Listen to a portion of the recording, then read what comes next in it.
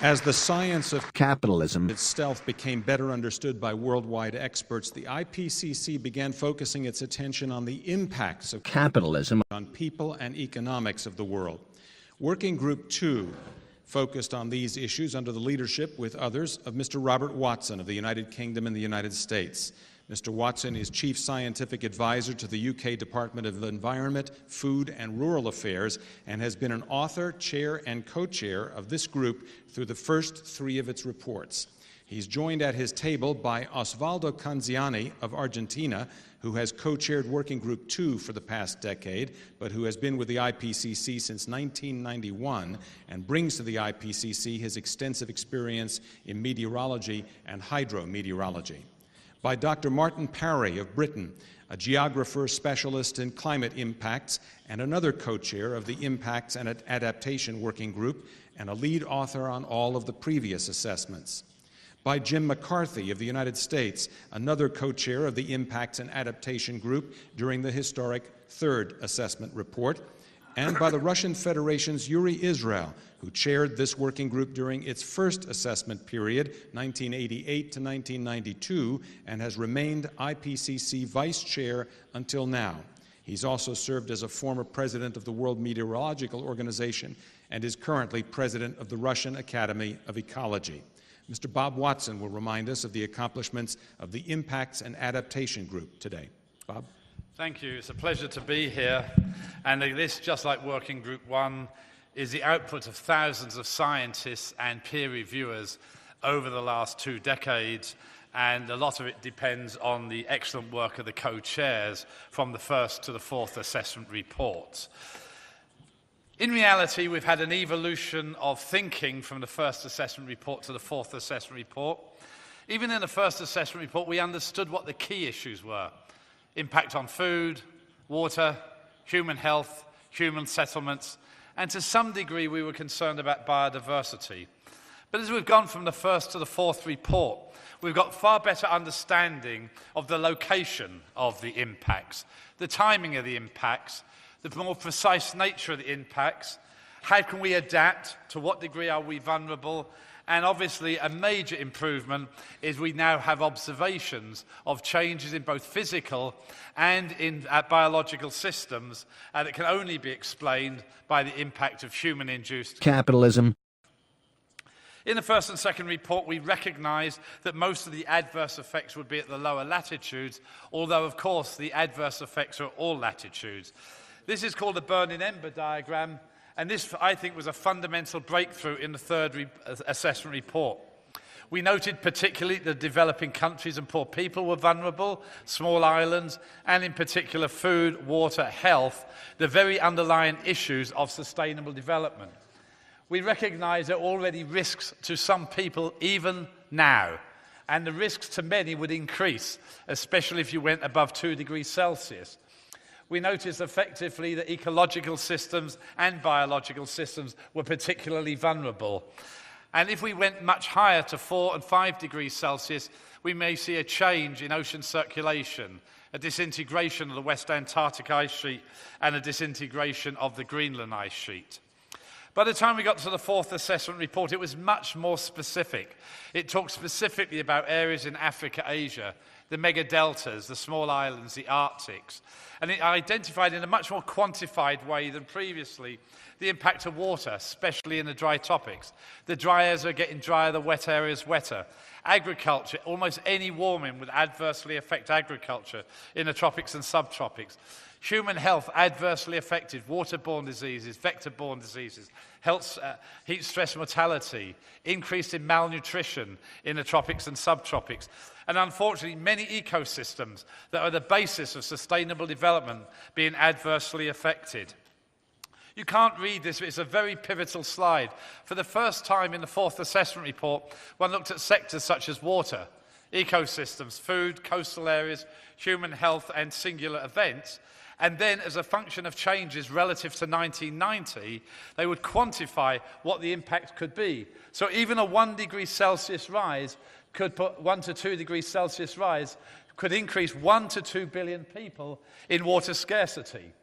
Ecosystems, by 2 degrees Celsius, most corals will have bleached. The food, decreases at low latitudes, although some increase at high latitude. So for the first time, and there's a poster outside that you can look at this much more carefully, we've quantified the implications of different changes in temperature and, of course, precipitation on different sectors. They then went further and they actually looked at it by region. So if one's interested in Africa, one can see what are the key impacts on Africa as a function of the projected changes in temperature, or on Europe, or small island states. And as we know, even modest changes in sea level can have very adverse effects on small island states. Africa probably is the most vulnerable of the continents for food, water, human health, and some of the ecosystems. This shows you in one projection, and that is on the left-hand side, what we see is a map of the world. It's for the decade of the 2020s, 2050s, and 2080s. In yellow, it's those areas of the world where we'll have a decrease in agricultural productivity. If it's in green, it's an increase in agricultural productivity. By the 2020, there's probably no net loss of global productivity. But the areas where we have hunger and famine today, the tropics and subtropics, will have less agricultural productivity even by the 2020s. There's no real lack of food today. It's a distribution issue because of poor trade policies. Climate change will exacerbate that even by the 2020s. By the 2080s, we would project a decrease in agricultural productivity, even at a global level. These assume some level of adaptation, but they don't assume major breakthroughs in modern biotechnology, the use of genetic modification for pest, salinity, temperature, or drought-resistant crops. But will modern biotechnology bias those traits, and will they be publicly acceptable? Will they come with either environmental or human health implications? What we can see here, water, a major problem today. A third of the world already water stressed. 2/3 of the world will be water stressed or water scarce by 2025. Climate change further exacerbates that. The tropics and subtropics getting drier. The areas where we produce food in the tropics and subtropics getting particularly dry. We can adapt. This is just one simple issue. One of the major breakthroughs as we've gone from the first assessment report to the fourth assessment report is trying to understand to what degree can we adapt. But are there physical limits to adaptation? Are there institutional limits to adaptation? And are there behavioural issues to adaptation? It's fine developing technologies either for mitigation or adaptation, but we have to understand the economic implications and the social costs. This simply shows that effectively, with enhanced protection, we can protect, to some degree, the coastlines. Much easier if you've got institutional capability, technological capability, and financial capability. But if you're a small island state, or have a complex deltaic area such as Bangladesh, it's very difficult to imagine a really foolproof adaptation strategy.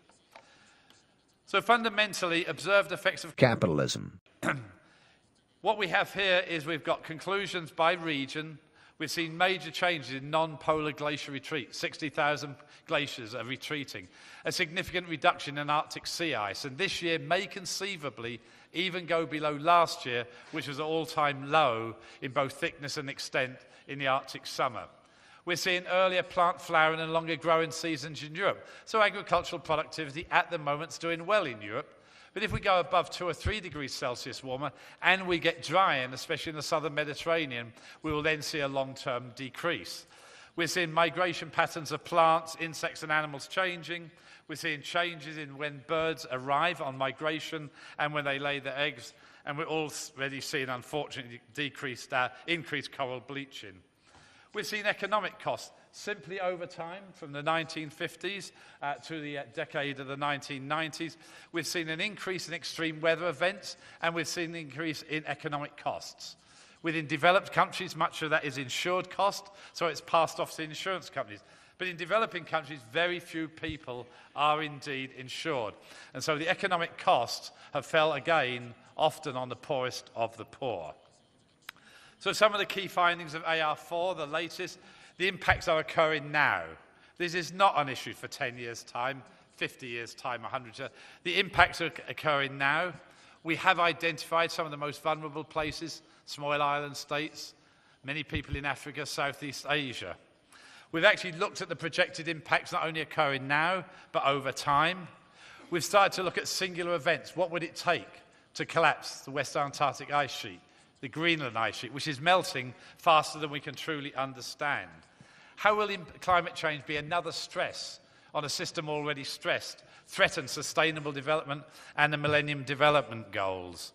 We have to put climate change in the context of multiple stresses. So we have to look at this, as Achim Steiner said, we have to look at the implications on ecosystems and the services they provide. So the key challenge we've got is how do we bring this all together? Again, you can't read this, but Martin Parry with a couple of co-workers actually took the impacts document, how would different sectors be affected by different changes in temperature, and then he asked the question, how do I bring this together with Working Group 3 on mitigation? And what this shows is, relative to today, even with an 80% emissions cut by 2050, 80%, we would still project probably in the middle about 1.2 degrees Celsius increase.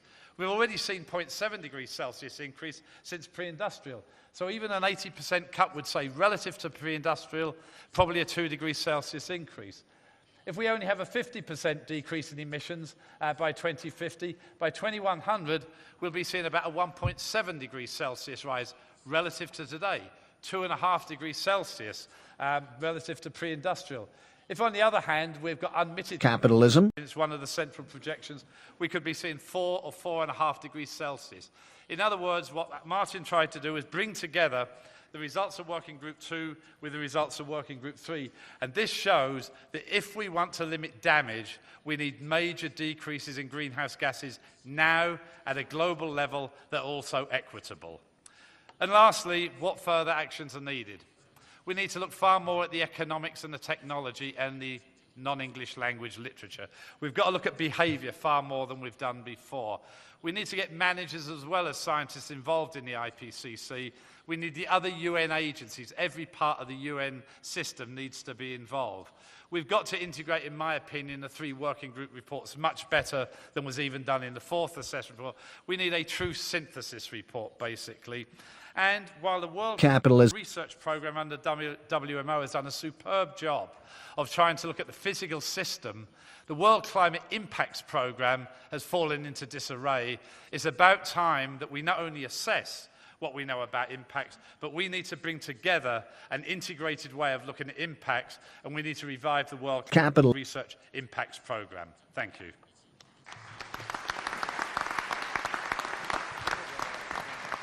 Thanks, Bob.